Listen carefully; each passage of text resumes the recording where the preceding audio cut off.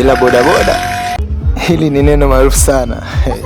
Lakini kuna vitu kama 4 hivi ambavyo vinatambulisha bodaboda wengi, na kote nchini ni kama ni mapacha hivi. Moja, ni bodaboda sio hata kuamini.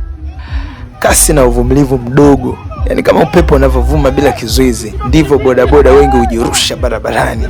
Njia za mkato, kupenya katikati ya magari. Kama dansi ya hatari hivi yani. Pili, kutofuata alama za barabarani. Mara nyingi taa nyekundu kwa bodaboda ni kama mapambo hivi. Yaani wenyewe wanatumia macho yao, ndio green na red na yellow. Na alama za usalama barabarani kwao kama haziwahusu hivi baadhi. Tuseme baadhi au wengi wao. Utaniambia, sina takwimu za hivi karibuni. Bodaboda ametokea wapi? Pale unapita. Tatu, shinikizo la abiria. Abiria sasa ni waishe. Abiria akiwa na haraka ya kufika sasa. Yaani unafanya sauti yake kwa dereva bodaboda kama ngoma ya vita hivi. Wai! Sasa hapo dereva anachukua maamuzi haraka. Akipeleka pikipiki kama mshale vile unatafuta shabaha bila kujali kikwazo chochote.